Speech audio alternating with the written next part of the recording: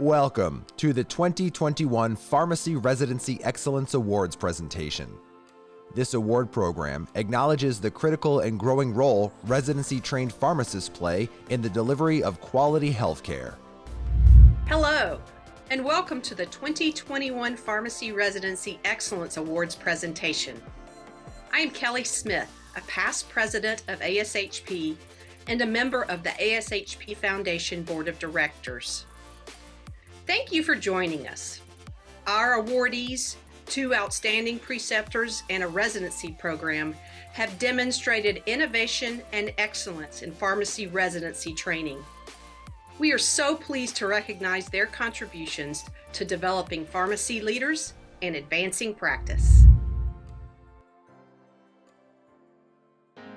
Up first is the new Preceptor Award.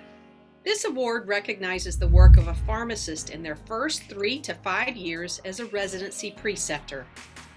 Our 2021 awardee is Ami Shah.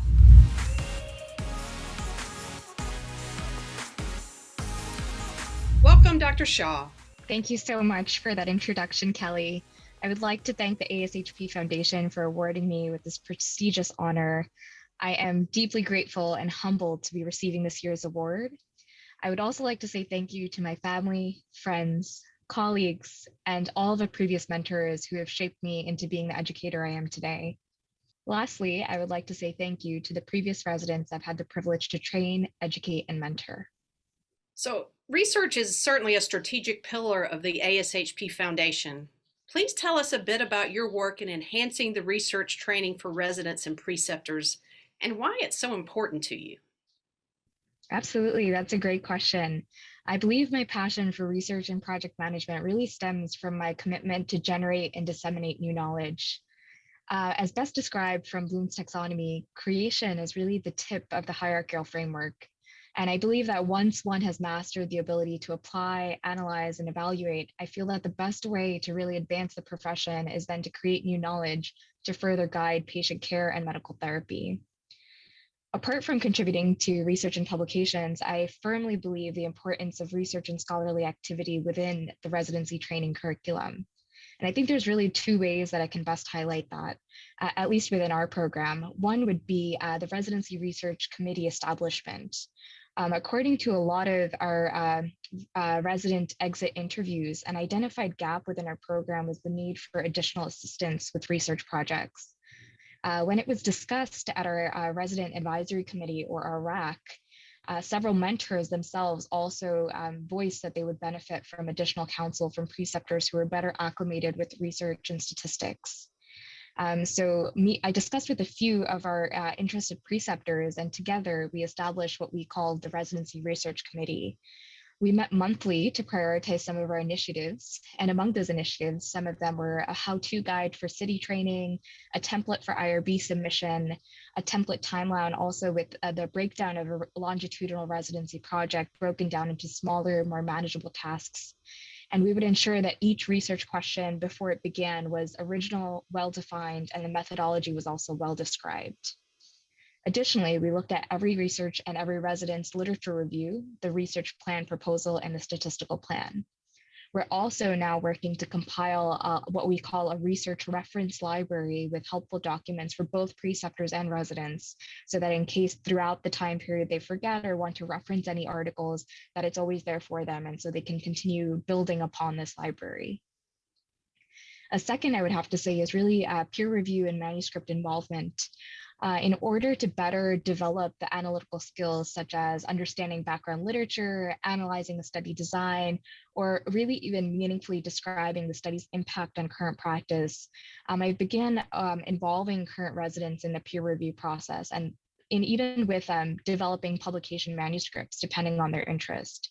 And I've really found that by encouraging peer review involvement early in the resident's career, it really helps to develop their career further in terms of research and also their comfort level.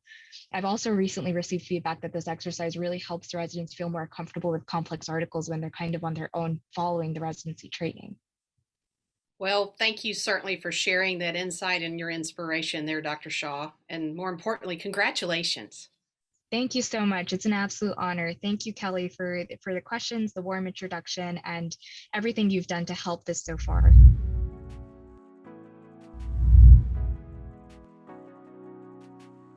The Preceptor Award is a Lifetime Achievement Award. It recognizes the contributions of a residency preceptor who, throughout their career, has used creative methods to train, mentor, and motivate pharmacy residents. Our awardee is James Coons. Hello, Dr. Coons. Hello, Dr. Smith, and thank you for that introduction. This has been a tremendous honor and a pleasant surprise, to be quite honest. I'm very thankful to the ASHP Foundation for the opportunity to provide these Residency Excellence Awards for so many deserving programs and preceptors. I'd certainly like to thank the countless residents, probably 100 or more over the past nearly 20 years who I've had the privilege of working with, learning from, mentoring, as well as those preceptors and friends along the way, both in my current position at UPMC Presbyterian Hospital and Pitt Pharmacy, as well as my former role at Allegheny General Hospital, both for their support and collegiality. And I'd also like to make a special thanks to a few individuals who have supported me for this particular award, starting with Amy Seibert, who has been a longtime mentor, colleague, and friend, and to whom I owe so much to for my career and, of course, for nominating me. I'd also like to thank Ed Horn, who's a longtime colleague and friend as well, and our career paths have intersected multiple times to this point. I'd also like to thank Taylor Miller, also for a letter of support. He is a colleague and friend and former PGY2 cardiology resident as well. Finally, I'd like to thank my family, including my wife, Stacy, for supporting me, especially all the times that professional travel was not only possible, but also necessary to support residency training, recruitment, etc. And finally, I hope we can all get back to those days when we can see each other in person again. So thank you very much. Well, indeed. Well, and I'm curious, how do you go about engaging residents and innovating the role of pharmacists and demonstrating the outcomes? Yeah, it's a great question. I think for me, it really starts with showing that genuine enthusiasm for my work and what I do day to day, and having that eagerness to teach, which provides residents with a sense of excitement and curiosity for not only collaborating, but also engaging and immersing in the learning experience with me and being part of team-based care. I've really tried to deploy a tradition of having the resident involved in all aspects of what I do as far as direct patient care is concerned. And that really helps the resident to get in lockstep with a lot of newer and innovative pharmacist services and models of care in which they can serve as practice extenders. And recent examples for me have included services such as clinical pharmacogenomics, new heart failure models of care, and telemedicine. As far as demonstrating outcomes is concerned, I do always encourage my residents to write as an extension of their practice. I think it is very important for them to understand, contributing to the generation of new knowledge. And residents, of course, are on the front lines of care very consistently, and they're oftentimes the ones that first encounter new medication-related problems, new questions, new gaps in the literature that they find, and that definitely creates new opportunities and, in my opinion, responsibilities for them to not only document things like clinical interventions, but also evaluate their outcomes and contribute both locally as well as externally, through publication and presentations. Well, certainly it is indeed. Adapting to change and self-improvement are essential ingredients for success. How do you go about nurturing an environment that promotes these competencies for both your residents as well as your preceptors? Yeah, I think that promoting a culture of adaptability and versatility is incredibly important.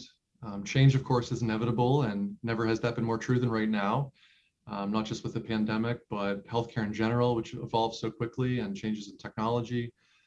Residents certainly need to both recognize and accept this, and realize that all of us have had likely a lot of change in our own practices, new demands, new challenges, new services, and ultimately those residents who are the most successful are the ones who can adapt to change most easily and really commit themselves to a process of continuous self-improvement and kind of reevaluate their own learning needs to move forward and be successful long term. And I think the same certainly applies to each and every one of us as we move ahead.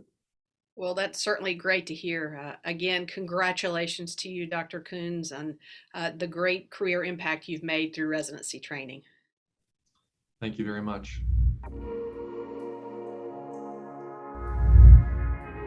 Our final award recognizes an exceptional residency program that has displayed innovation in pharmacy residency training. The 2021 recipient is the PGY2 program in infectious diseases at Henry Ford Hospital. I'm pleased to welcome the Residency Program Director, Rachel Kenny, and Director of Pharmacy, Jamie Kalis. Well, thank you. We'd like to thank the ASHP Foundation for selecting Henry Ford Hospital's Infectious Disease PGY2 residency for this prestigious award. And I would personally like to congratulate Rachel Kenny and Susan Davis and our whole ID pharmacy team for this achievement. We are very proud of the best-in-class antimicrobial stewardship program that Rachel and Susan have developed for our health system. And the PGY2 residency is an integral part of making this program successful. Without our ID residents, we would not be able to provide such high quality care to our patients. So congratulations again to Rachel and Susan, and thank you for this honor. Well, your antimicrobial stewardship program is certainly considered by many to be best in class. Rachel, how has your residency program been involved in developing and maintaining this level of service? The philosophy of our antimicrobial stewardship program is that every pharmacist is empowered as a steward, but we don't implement every intervention to everyone all at once, and that's why our residents are essential. They help us design, implement, and measure the value of new stewardship interventions that then we can spread across our hospital and across our health system. I would also say the residents are essential in that antimicrobial stewardship and best practice antibiotic use is not just a Monday through Friday weekday activity. And so through support from Jamie and our pharmacy leadership team, we've been able to grow our program from 1 to 2 residents back in 2018. And that allows us to better provide continuity of care 7 days a week with our 2 infectious diseases pharmacy residents and our infectious diseases pharmacotherapy fellow who performs staffing every 3rd weekend.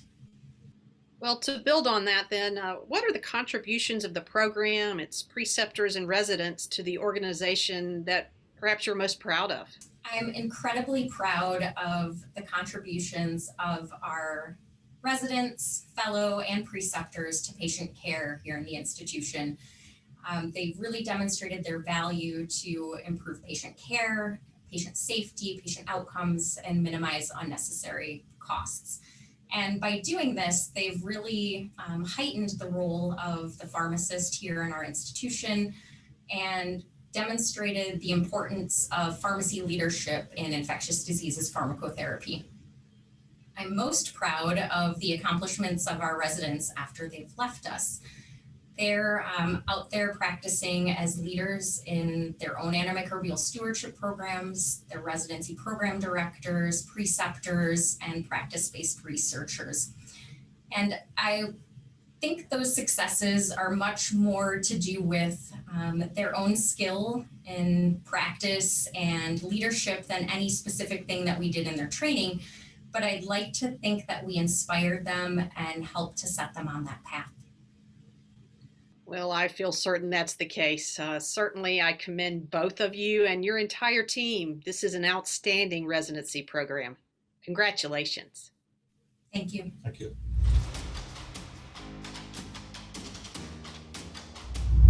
We'd like to extend a special thank you to Amgen and Samson Medical Technologies for sponsoring this program. Again, congratulations to all of our awardees. And thank you for viewing our virtual awards presentation. For more information about the ASHP Foundation Pharmacy Residency Excellence Awards, please visit ashpfoundation.org.